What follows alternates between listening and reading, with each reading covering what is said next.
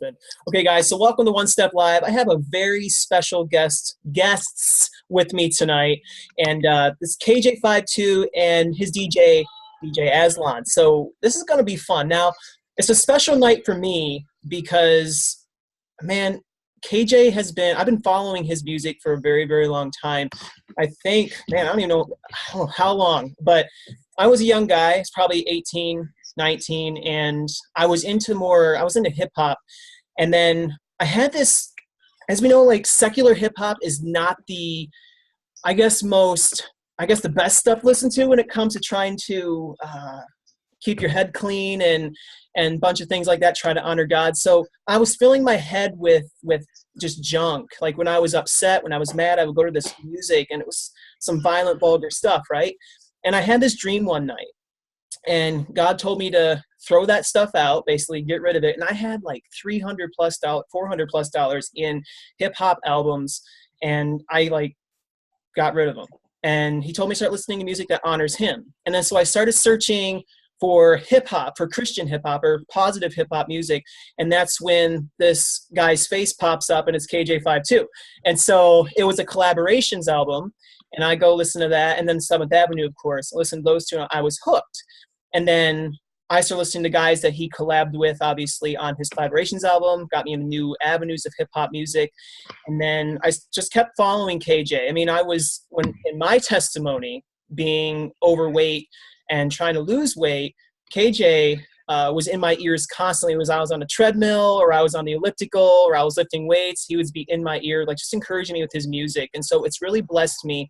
And I've been following his music ever since. And so when I asked him to be on One Step Live, KJ was okay with joining me and coming on, even inviting his DJ Aslan there, which is also an exciting moment because they have some great stories to share tonight. So I just wanted to share with you guys why I brought him on, because he's influenced me.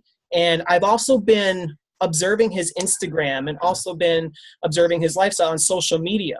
And I've noticed that KJ is an active person, but I also noticed that he's a very busy guy. So I brought him on because I have a lot of questions for him when it comes to living a healthy lifestyle in his avenue and his career. So I'm just going to open up with the question, KJ, if you don't mind me asking, were you always a health conscious person? Or is this something that's just more recent for you?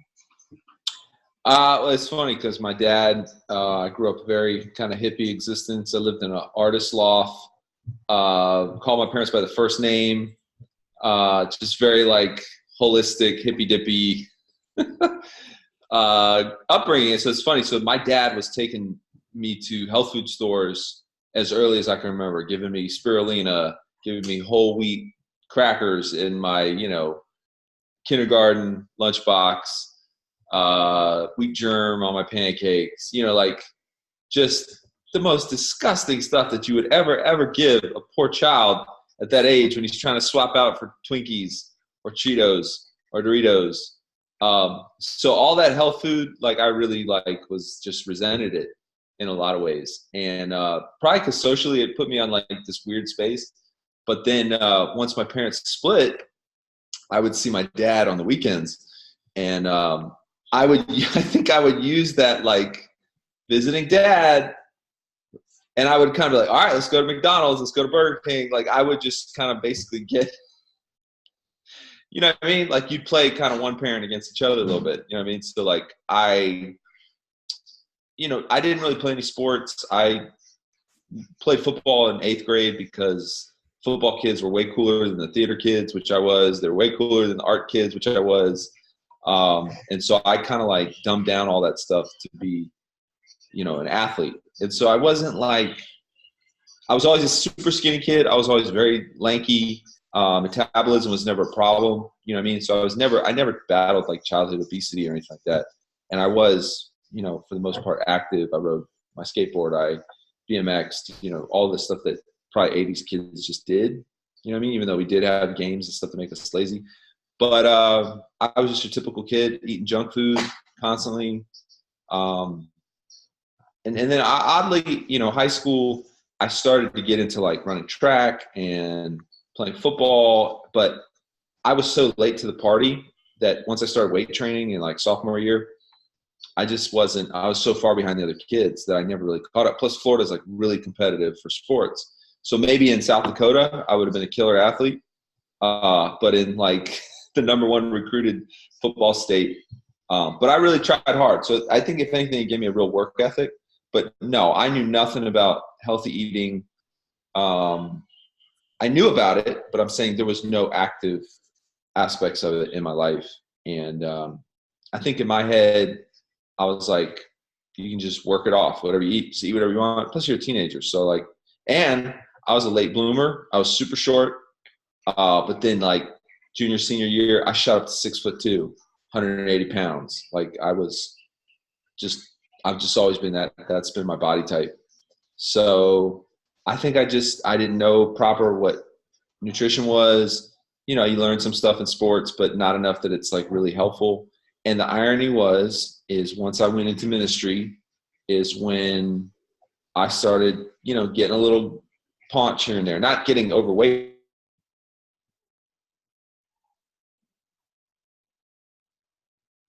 Oh no. Is he still there? Oh man, I thought I was out. No, you're still here. He might be Yeah, we're back. Man, I am so sorry. My browser crashed. I am so sorry. All good. I guess somebody's downloading. My neighbor's probably downloading Lord of the Rings on my internet or something. But you're talking about Anyway, you were this tall, lanky kid. And so I think for a long time I was like, I can coast on that. You know, I was never muscular, never particularly fast, never particularly athletic, but I just had a metabolism that kind of like pretty much eat whatever I want. But realistically, from a body type, I was never what I wanted to be in my head. You know what I mean? But I was active. I wasn't like sedentary, but you know, being in the ministry lifestyle, that working 60 hours a week, like it was really detrimental to my health. And the reality was it took me getting my first record deal at 25. That's really what killed my health. Like around 2000, we went full time on the road, eating junk food all the time, stuck in a car for 8 hours. And the reality was like ingesting all those chemicals and preservatives. I was having chronic sinus issues. I had skin problems where I would get, you know, I would notice these like marks under my nose, headaches, you know, just the things that you think just come with life. Oh, I'm just getting sick. It's part of being on the road. Yeah. Not knowing that you didn't have to be that way. Right. So my stupid antidote, this was my thought process. Cause I remember the first show I got, like as a signed artist, the first show I got, I was so out of breath.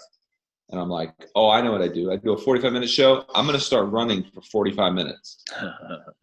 That was my answer. Like in my head, it equated to the same thing. No weight training, no changing of my diet. If you run for 45 minutes, you should do a show for 45 minutes. And the weight didn't come off. I couldn't keep it consistent. But this is the problem. I have a very driven personality. So my head was always, well, I just need to work harder. Not work smarter, because I didn't know enough to work smarter. It was just like, well, if I'm getting this result with this much effort, if I do this much result, I'll get that much effort. So just languished, you know. And then again, this is the guy who wrote the Coke Fried Cheeseburger song and the Mountain Dew song. Like two of the probably, like I probably sent more white kids to their health and nutritional death than any other Christian rapper. Any other rapper. Yeah, any other rapper. Like the irony is those two songs still haunt me to this day. Like people still will bring those songs up 18 years later. And it's really, I mean, we laugh about it, but it's a sad reflection of the church in a lot of ways, that these two songs, which have nothing to do with Jesus, that they're just artistically pathetic. Like they were never meant to be like legitimate songs. I put these songs like Easter eggs, you know, like you'll find this if you forward through the song for like 3 minutes. That's all it was supposed to be. And I'm like, so culturally the church is behind, artistically the church is behind, and certainly from a nutrition standpoint the church is behind. But, you know, me drinking Mountain Dew was because I didn't want to drink coffee, and someone said, oh, it has the most caffeine. So I was pulling these all-night drives, and I was like, okay, I swig a Mountain Dew, I eat a Snickers bar, I do the 6-hour grind time drive all night long. That's what you do. I'm living my dream. And I'm not putting on any weight because I never do. And then, man, like if you look at my pictures on the collaboration album, and then you look at my pictures on the Pronounced 5-2 album, like you can see it in my face. There's no question. Like you can see that the pounds that I had packed on, I was hitting 210, 215, 220. I had never been that heavy in my life. You know, I was like 180 in high school. So I remember jumping on a Publix. I got on a Publix weight scale, and I'm like, you know what I mean? And I remember sitting in the back of a plane one time and just feeling my gut, like just like trying to fall asleep on the plane. And I could feel the physical aspect of my gut bowed over. And I thought, how did this happen? You know what I mean? Mm. You know, and the final thing for me probably was me and my wife went on a trip to the Bahamas. I'm sorry, I got booked to do a show in the Cayman Islands, and I brought my wife with me. And they snapped a picture while we were going. Like, it was just one of those things where we took a thing to go look at the stingrays by ourselves, and we just took a picture of ourselves. So there I am shirtless, and I remember looking at that picture, and I'm like, oh, I got man boobs. Like, I literally have man boobs. Like, I've come to that point that I'm disgusted by the way I look. And I could always hide it well because I had super baggy clothes and I was 6'2", you know what I mean? But I was like, that was it, like for me, you know, and that's when I was like, something has to change because I was chronically sick. I was sinus infections and all that, you know, and I like to say that's when it all turned around, and it wasn't. I languished for years like that. Up and down, not getting any better. And the thing is, the difference between the average person and me is that my pictures are all over the internet forever. Hold on a second. Sorry, what were you going to say? Hey, I'm going to chime in real quick because when I met KJ, and I'm just going to chime in because of what he's talking on at this point. When I first met him, and we, you know, obviously the traveling, so we're in a hotel, and he was definitely, KJ, I'm kind of telling on you right now. But we got in the hotel, we're getting situated, and he broke out a huge bag of meds, the travel bag for meds, man. And it was big. Yeah. It was that was like a freezer size Ziploc. It was like, and the thing was, as I would medicate every problem, had a medication for it. You know what I mean? Not that I was on like heart medication, but it was like, oh, I got to take this for my sinus. I got to take this for this cold. Oh, it's the worst place to be in because you thought you were fixing the problem. And you were just treating symptoms. Wow. I did that with you. Aslan? It had been at the tail end, probably 7 years ago, 7 to 8. I didn't know that, but yeah, it's true. I would travel with a big old bag because I was always getting sick off something. Yeah, that must have been right around you really changing up and feeling the effects of major change. Yeah. That's interesting. And so I want to touch on, KJ, your lifestyle now, and then I want to see where Aslan comes in on this too, because there's a story that matches here and goes along with your story. So I look at your lifestyle, and again, we follow you on social media, so you share life, which I think is awesome that artists can do that, share their life and you know, get their fan base to kind of see what they do. And I see that you're this busy guy. So you're on the road touring, you create your own music, you're an independent artist. So, and that's work in itself, your own promotional guy, stuff like that. You're also involved in your church and pretty consistently. And you had a graffiti business on the side and you were personal training, your husband, you're a dad, you are like the epitome of busy. So what's your lifestyle like now, and how do you, like your diet, your exercise, how do you remain consistent on a healthy lifestyle today? Well, I can say first off, discipline and drive has never been a problem per se. You know what I mean? I've never been a person that had to be motivated. Always been very self-motivated. Even as a kid, I used to make my own toys, like only child for many years.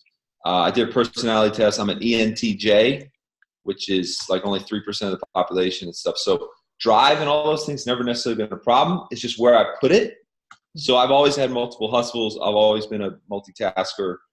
The problem is I didn't have as much energy, or I thought sheer will would accomplish those tasks. So my life's, but okay. So again, what I also started noticing as I went from getting signed in my 20s, going to my late 20s, into my early 30s, into my mid 30s, now into my late 30s, I started to notice that there was just a change in my body.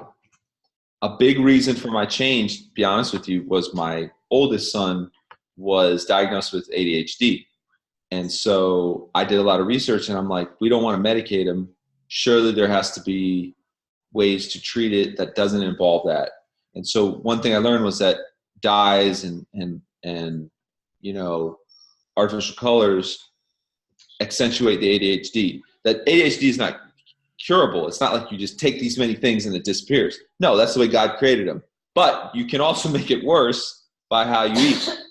So I started making full-blown changes all across the map. I was like, well, we got to change the way we're eating.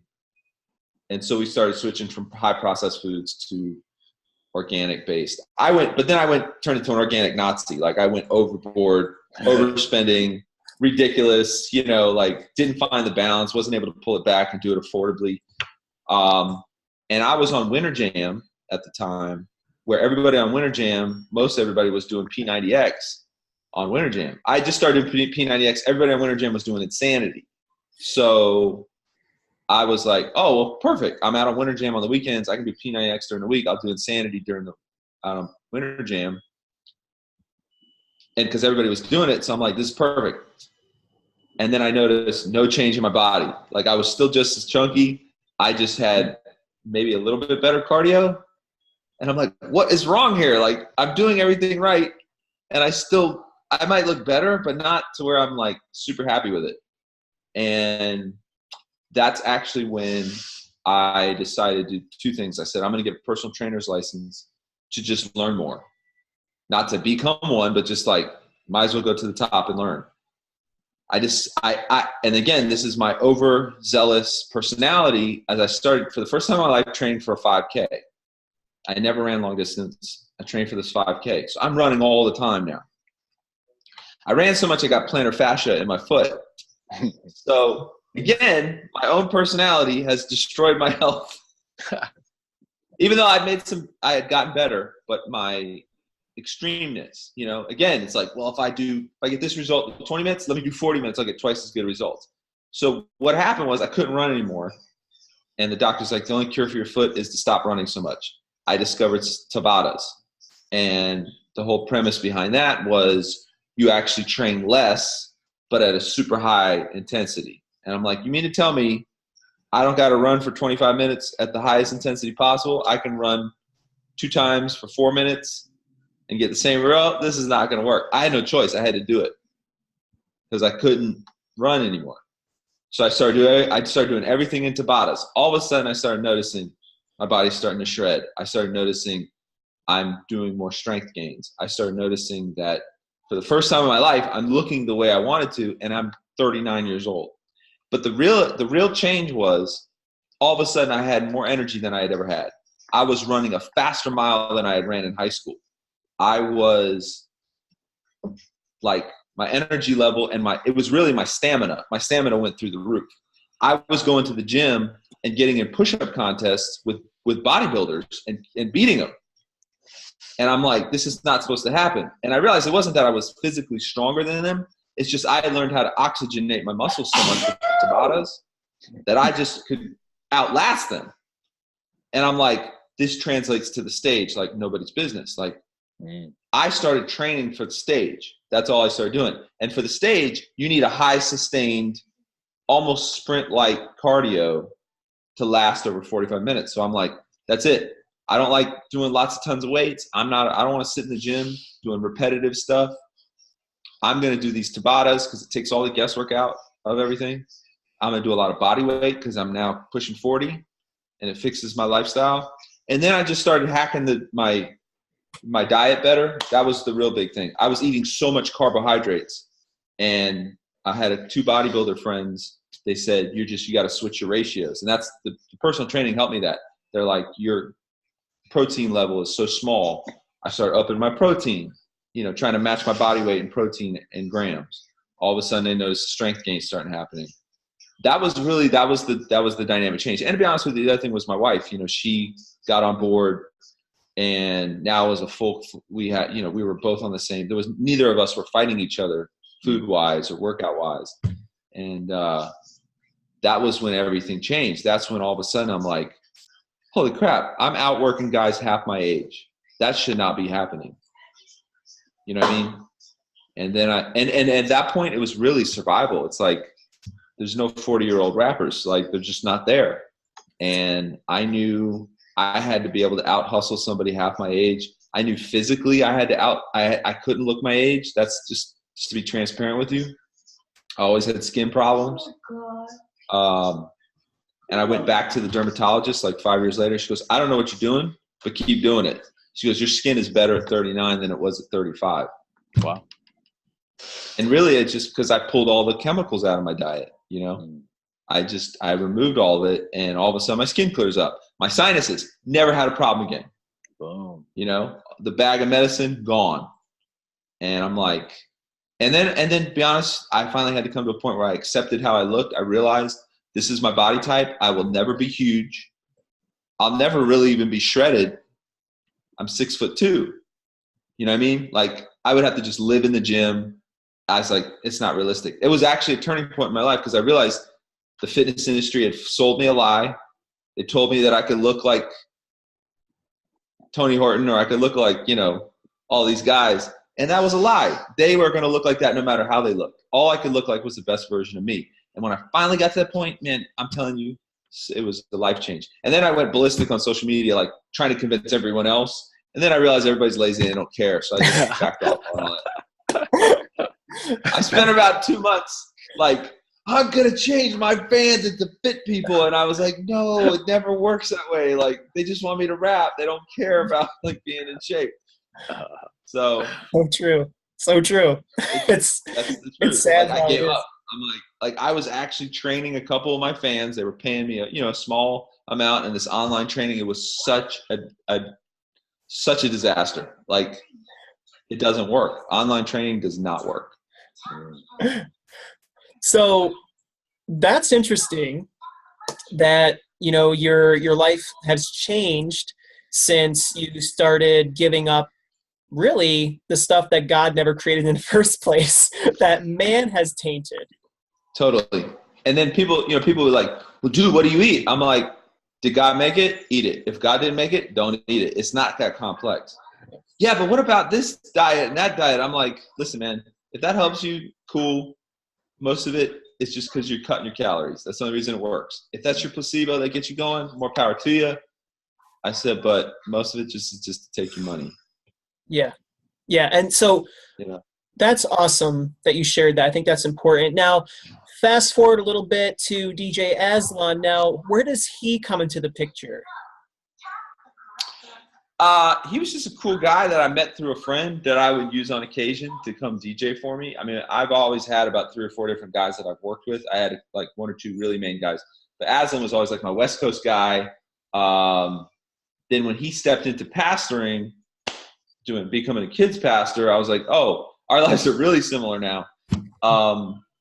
Listen, I don't sit here and post pictures of me shirtless and stuff like that all the time. I've kept most of that off social media. If I'm at the beach, cool, whatever.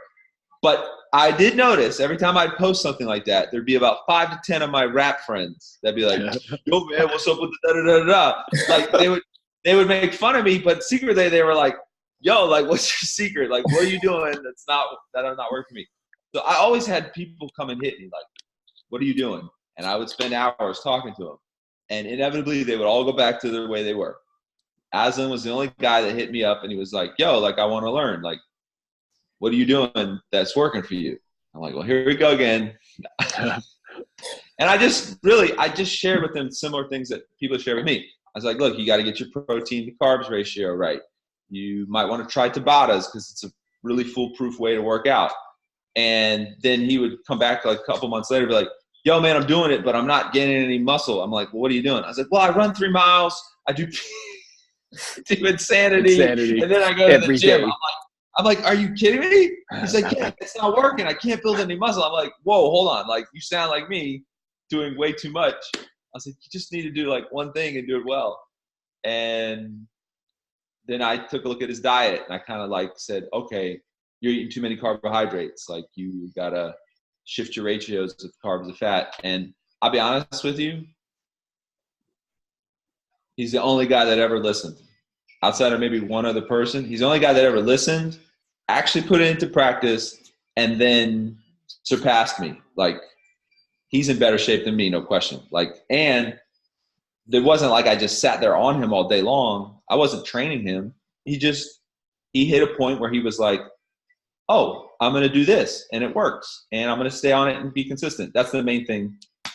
So, and then now we're like the only two people that get each other. Yeah. It's weird because like we're both hip hoppers, we're both in the rap culture, we're both the same age, around that same age.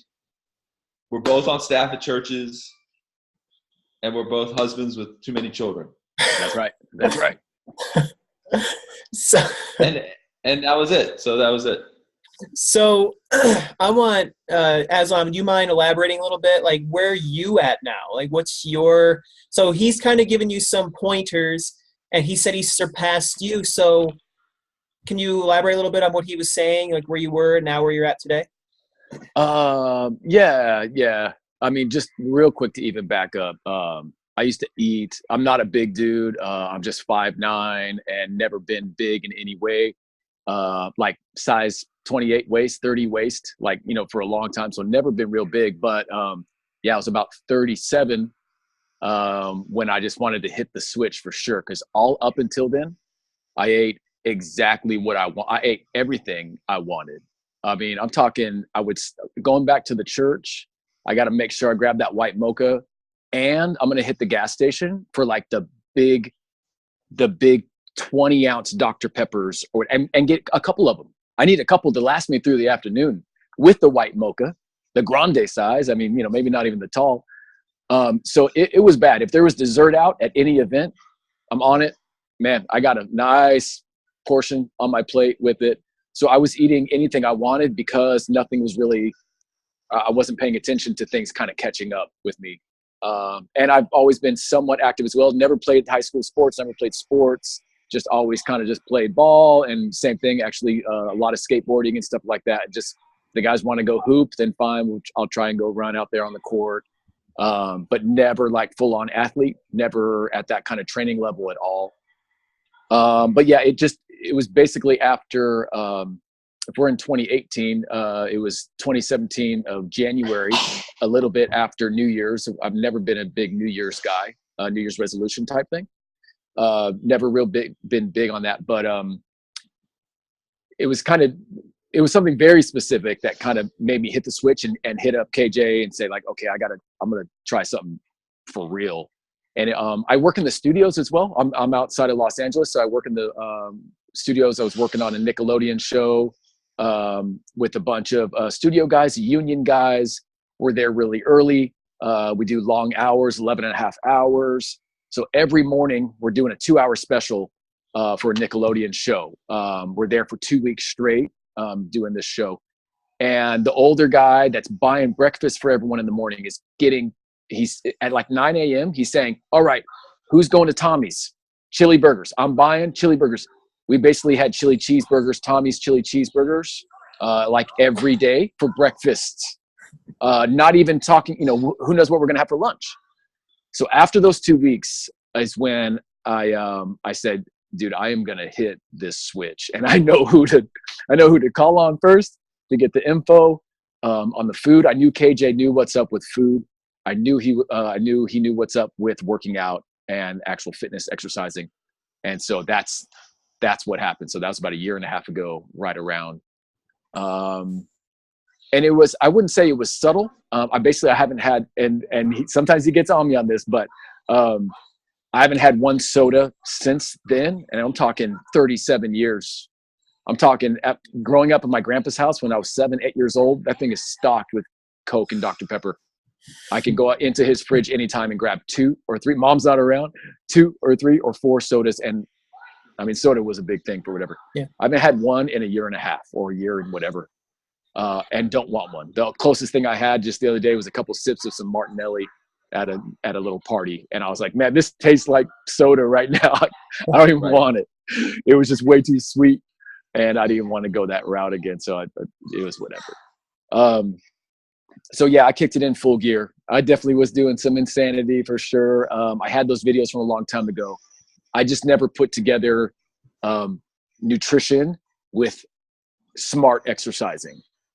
And I mean, that's a quick summary, like getting just a basic, maybe a little bit more than a basic knowledge of nutrition, of carbs, fats, and proteins, and maybe a little bit of just understanding calories, and just getting the numbers game down a little bit, and then just working out smart and just trying a few different things, trying some specific timed workouts. So I think at this point, when he says I've surpassed him, I think it comes down to a couple things. One thing, I do not travel as much as KJ. I travel like once a month, twice a month at that, a lot of local stuff, and the locals just not even overnight. The one thing that is helpful is living in Southern California. And KJ knows I'll run up my hill that's close to my house. It's a super steep hill. I can get there in about 3 minutes or so, just by foot, just running up to the hill. It's a huge, it's just a very fun hill for like a hill sprint type thing. And of course the weather is just nice, so I can get out more. So that's probably one thing that kind of lends itself to it as well. Mm-hmm. Well, we would do these challenges. So I would basically, like every couple months, I would say, all right, we're going to set a new goal. Let's just see how many push-ups we can do in a minute. How fast can we run a mile? How many sit-ups? And that became, and I was just always like crushing them in the numbers and stuff like that. And so I was like, it really just became, I had no one else I could do this to. Like I couldn't post this on social media because none of my fans were like, oh, who cares? So like, but what I noticed was all of a sudden he could do more pull-ups than I could. I still have like leveled out at like 7 to 8 dead hang pull-ups. And part of it maybe just how I work out, part of it. But I realized I was like, oh, and then I actually started researching. I'm like, oh no, if you're shorter, you can actually have more ease of doing pull-ups. Like people that are 6'2", the extension of your arm. Then I'm like, wait, you mean to tell me that the playing field is never level? Like genetics and size, and that's why gymnasts are small. Yeah, and that's why basketball players are small. Like, and that all of a sudden made me, because again, this is my problem. My problem is if I could do it, everybody could do it. If someone else could do it, I could do it. Like it's a dumb mentality that I had to stop. That I'm just now in my old age finally learning. My over the top personality, while it does push me to greatness, it also causes a lot of collateral damage. You know what I mean? So then I realized, like, this isn't about – stop making everything a competition. That's my problem. I make everything a competition. Most of the time I'm competing with myself. And I'm like, dude, just enjoy the journey. You don't have to be number one. You know what I mean? Yeah. So when I say he surpassed me, it's more of a joke. It's just the point is that we've both come to places in our lives. We're both very happy who we are, and we've learned it late in life. But it doesn't stop us. If anything, it's actually we're ahead of people that are younger than us.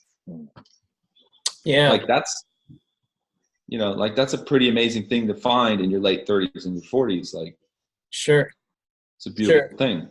And that's where everybody should aim for. And I think we kind of, KJ, you said it more in the beginning, and Aslan, I think you agree with this, is we want to become the best version of us that we can be, not the best version of so-and-so. We don't want to be a Dwayne Johnson, though he has that ripped body. I think guys like, I want one of those things. And or anybody else, Jack, right? Mm-hmm. But, we are all created in the image of God, and God has given us, we are made of different genetics and on and on. And so, like, we're going to look different from so-and-so. We're not going to build like so-and-so. And we don't all have 8 hours or 6 hours of standing in the gym and work out all day, So become the best version of yourself. So let's talk a little bit about becoming what God's created us to be. You guys both claim Jesus, you're Christians, and I admire that 100%. And I just want to know, what role does your faith play in your health journey? Since I've been talking everybody's ear off, I'm going to let Aslan talk first. Okay, yeah, for sure. I mean, I think I'll kind of just focus on this one thing. I've always been, basically since about 17, when I heard about Jesus for the first time. I wasn't raised in church up until then or anything. So I heard about Jesus actually at a Promise Keepers event with about 40,000 men at the LA Coliseum where the Raiders used to play. Heard about Jesus for the first time, and I really never looked back. And it was always a constant drive. I mean, just not only loving God, but just like pursuing ministry for the sake of ministry, not to have a job, but for actual ministry, and wanting to somehow relate the Bible to just, anyone that was in, anyone that I was close with or can form a relationship with. But to even connect it to this time now and, this lifestyle change, it's been incredible. It's to me, and I know I kind of mentioned this before, yesterday, but this has been somewhat of maybe the benefits of fasting. So since I was 17, I was never been on this, okay, I'm going to fast. Fasting has never been a part of really like my spiritual journey or anything like that. I just never really put time or study into it. But this, I feel like, changing lifestyle, especially with food, I'm kind of getting the benefits of a fast. And so those benefits are, much more self-control, which I would just kind of give, some praise to God for, like self-control, just kind of empowerment from God. Just kind of saying no to this earthly body. Obviously this earthly body craves that sugar, man. Sugar for that long time. We crave that full sensation. I got to get full. I need a bunch of, carbs and potatoes in me, or French fries and chips, or I need that full feeling. There's just been an awesome connection with being able to say no, and just really seeing benefits of fasting from it. It's almost been a fast. I've never been like a Lent guy. I know people look at Lent in some way of, I'm gonna sustain from this one thing for a month or whatever. Imagine doing that for the rest of your life. Yeah.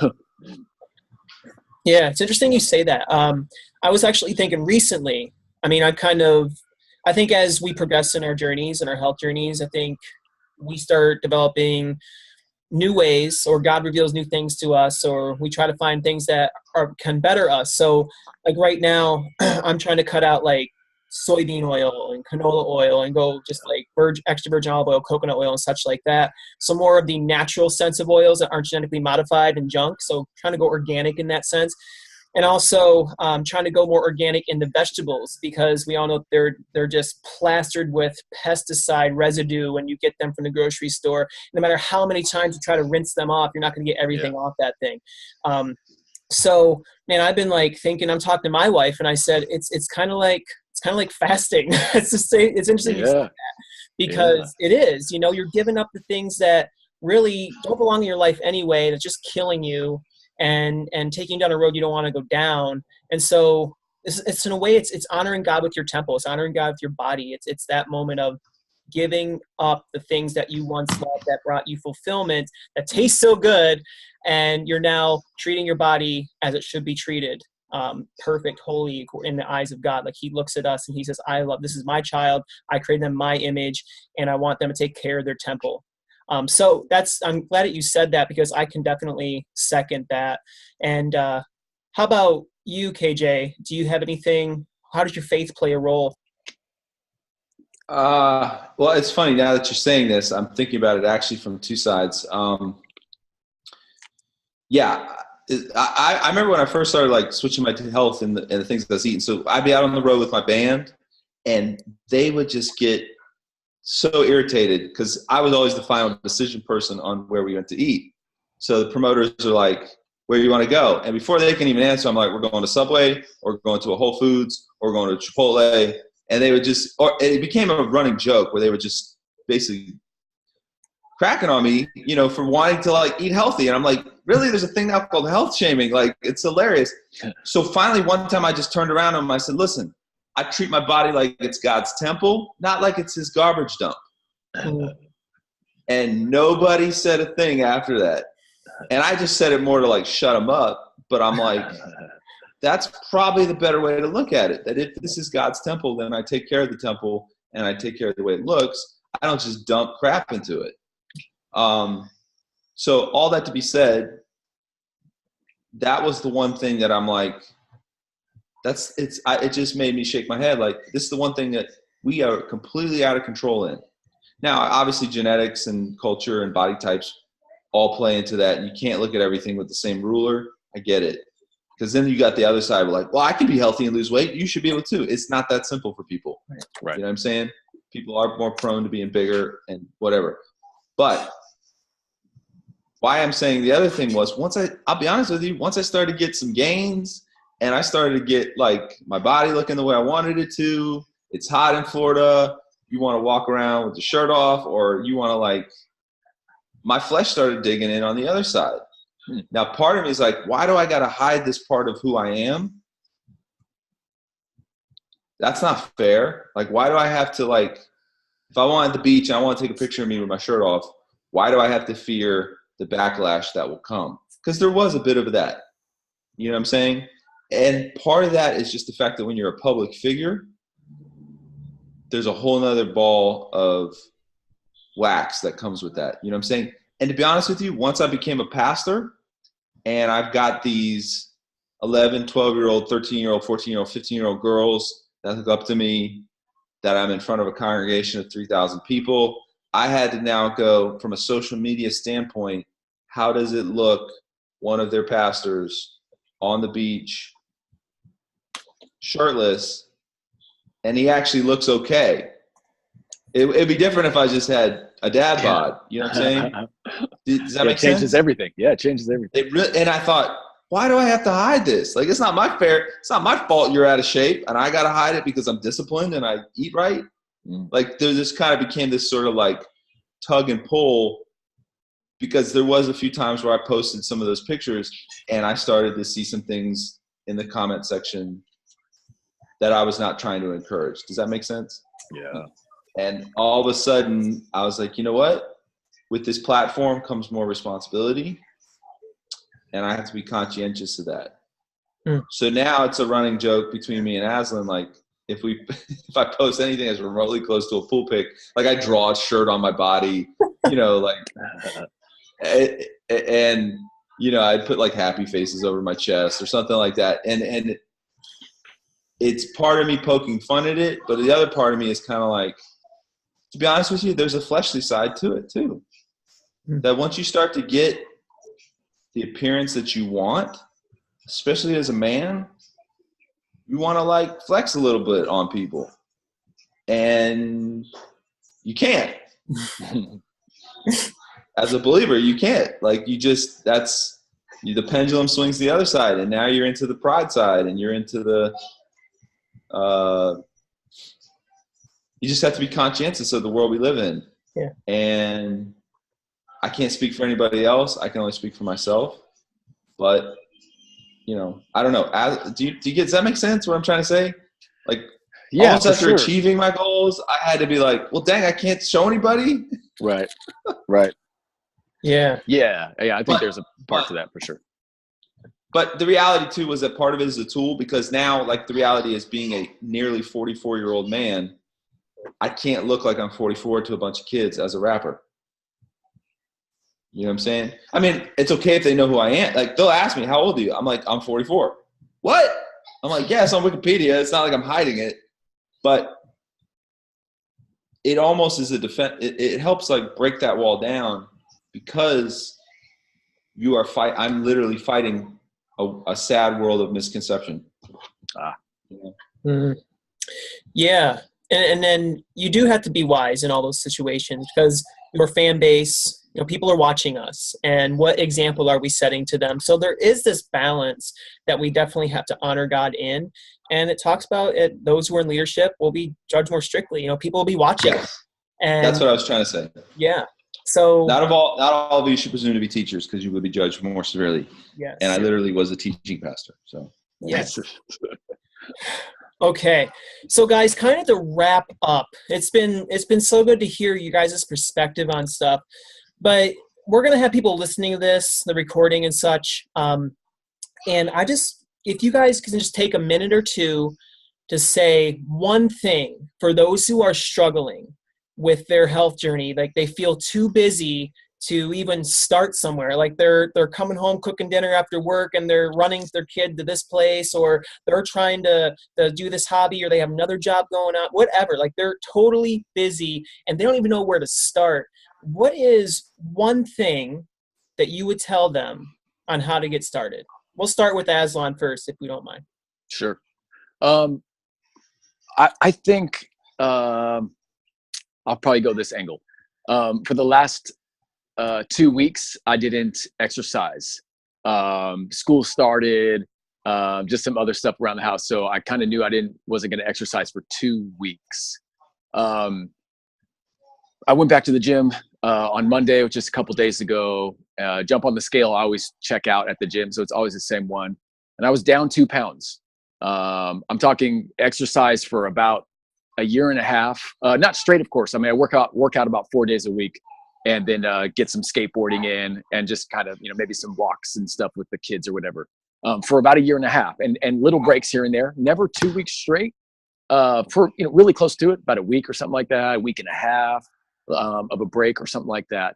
But for those 2 weeks, I lost 2 pounds, and this is my whole point of even talking about this. I knew I wasn't going to be working out, and I was making super smart decisions, not strict, not straight up Colonel military strict, but just like, man, I'm going to probably get 3 meals in. They're probably going to be, not only are they going to be some simple foods, but I'm not going to overdo it. And I'm not going to eat a bunch of snacks in between. And I lost 2 pounds without exercising. I hope that's just kind of presented clearly for a year and a half or so. So your food decisions are one of the biggest things. So I would say start with food for sure, and just get some knowledge on food for sure, on nutrition. I think, Aslan, just to kind of elaborate just a second on what you were saying, when I hear focus on the food, I truly believe personally that it is 70% of what you put in your mouth and 30% of what it is that you do with activity. You can't really out-exercise a bad diet. I used to be the type of guy who would eat a 1,200 calorie diet and then go to the gym and do, because the machines told you how many calories you burn, right? And it had to be accurate. So You go there and it burns off 1,200 calories. I'm like, oh man, I just burned off my entire day of food. And I start losing some weight. Then I get plateaued and I feel like junk. Oh. So, realistically, it's this. Make sure that you are treating your body good and healthy. You are feeding it the healthy things, and your weight will come off, and you'll get healthier when you start giving it healthier things and natural things in moderation. That's all it comes down to. And then, of course, moving. God intended us to move. I totally believe that. We're not supposed to be people who just sit all the time. So get up and start moving a little bit. But you're absolutely right. You can take a week off, 2 weeks off, 3 weeks off from exercise and keep your diet consistent, and you're still going to see results. So thank you. I think that's great information. How about you, KJ? I would say everything throw it out the window. You know nothing. Because I can tell you I knew nothing. Fad diets, look, I get it. In some aspects, I'm sure for some people they can be the catalyst for change. But realistically, you have to make a lifestyle change and never go back. Like the idea that I'm just going to switch from I'm going to switch from Coca-Cola to Diet Coke. Just never go back to it. Like you just can't never go back to it. Like you have to go, that's poison. I will never drink poison again. Yep. You know what I'm saying? And you're right. It absolutely is 70, 80% diet. That start with the things that are the biggest problems. Hack those out first. If I say anything, hack the biggest problems out. For me, again, the guy that wrote the 2 dumbest songs that still haunt him to this day, Mountain Dew Coke fried cheeseburger. Those are the first 4 things I got rid of. Wow. I got rid of the soda and I got rid of the fast food. And that was my first step. Yeah. Like that was the first thing I could do. And there was some withdrawals and like to an extent, but after I was off of it, it's literally like getting off a drug. After I was off of it, I'm like, this tastes disgusting to me. Like if I drank a Mountain Dew, it would taste like diabetes. Like that's how it would taste to me. Mm-hmm. My whole taste have changed. Like there's nothing about that is a desire to me. And the idea that you have to work out for an hour is false. It's absolutely false. You can work out shorter and get bigger results. That's actually the best way I've found for everyone I know is to work out less, but work out more intense 3 days a week. Yeah.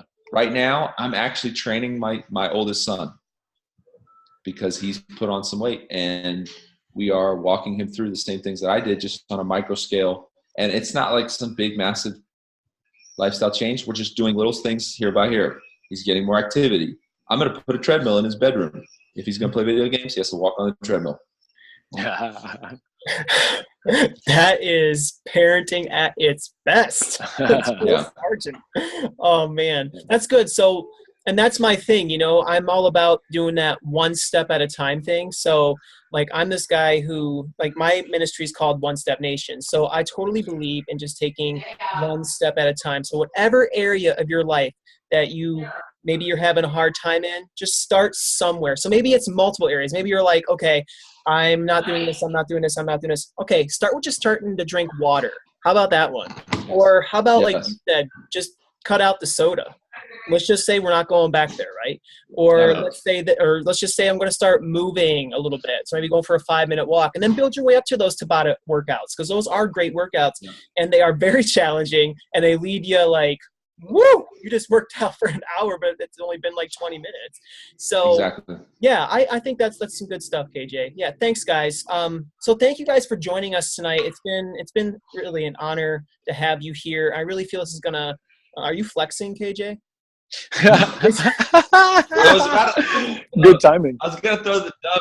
I was gonna throw up the dub for West Coast for Aslan, but I'm like, that just seems, it looks like people are gonna think I'm throwing up a gun. So I was trying to play it off by putting hands behind my head. But or flexing. Shout out left coast, best coast. I'm just showing love to Aslan, okay? That's all. West side. That's right. We'll let it slide today, but you got to cut out. You're so conceited, man. You're so conceited.